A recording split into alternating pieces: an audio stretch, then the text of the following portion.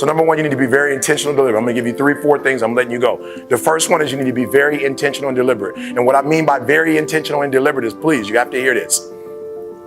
I believe in rugby that both teams are professionals, correct? Listen to me, both teams are professional. Both guys have, started young and are all physically able to play the game. But what happens is you have one team that's good in spurts. You have another team that's dominant. Come on, hear what I'm telling you. When I say I need you to be intentional and deliberate, hear me, I want to paint the picture. You have one team that has the ability to score. They have the ability to do well. They have the ability to score on the opponent. What their challenge is that they can't do it, they can't sustain it. The teams that are dominant, all black, dominant, because they can do it from beginning to end.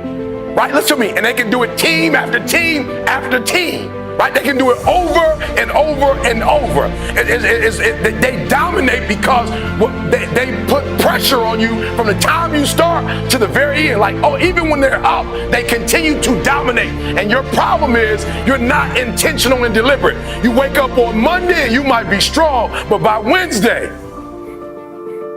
somebody told me, E.T., it's Wednesday, it's hump day. I said, I thought every day was hump day. It's hump day. I thought Sunday was hump day. I thought Sunday is where you really get started. Are you hearing what I'm telling you? You're not intentional and deliberate. You are hoping that the best is going to happen to you, and the best never happens to you. Listen to me very closely. As a Christian, I remember going to God and crying out and saying, I'm doing all the right stuff. I'm doing all the right stuff. I'm not hurting nobody. I'm finding folks wallet, and I'm finding a way to get their wallet back. I'm not disrespecting females. Like, I'm trying to do all the right stuff. Why am I broke? And God said, being a good person, son, has nothing to do with making money. That's absolutely, you're a good person, and you're going to be rewarded for that. So God said to me, good stuff is always going to happen because you're doing good stuff. Money's not going to come to you because you're not doing money stuff. Come on, you got to hear what I'm telling you. He said you got to be intentional and deliberate about money stuff. You got to create a product that people need, and you got to give it to them regularly. Like, thank God on Monday for the last 8 years. You just got to keep giving it to them. And the first year, nothing. The second year, nothing. The third year, a little something. The fourth year, a little bit more. By the fifth year, boom, you're a household name. You got to be intentional and deliberate, whether you're making money or not making money. You got to decide that you're going to do something, and you got to do it every Monday, every Tuesday, every Wednesday, every Thursday. The problem with some of you in this room, you're not intentional and deliberate. You're a good person that just hopes the good stuff is going to happen to you. You need a heightened sense of awareness. Some of you are making the same mistakes over and over and over and over and over and over and over. I need you to have a heightened sense of awareness. When he walked in the room, before he moved, he studied. And many of you in this room, you are moving and then studying. And you keep making the same mistakes over and over and over and over again.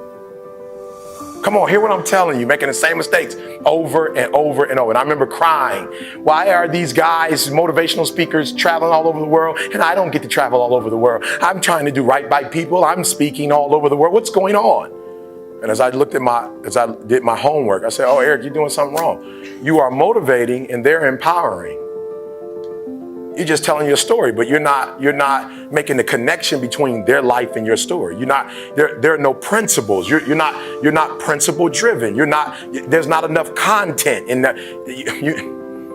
I didn't cry or complain. I just looked at my life and said, E.T., you need to make some adjustments. But that only happens when you have a heightened sense of awareness. So do me a favor, at least an hour a day of every day, you need to be reflecting on what you're doing good and what you're not doing good. Now, we can break that up if you want to. If you want to break that up into 20 minutes in the morning, 20 minutes for lunch, 20 minutes at night, you want to do a half hour in the morning, a half hour at night, I don't care. I just don't want you to make the same stupid mistakes over and over and over again and call it life. I don't want you to keep doing dumb stuff and say, my life is miserable. No, your life is not miserable. Your reflection time is miserable. Your ability to edit, to make adjustments, to make corrections is messed up.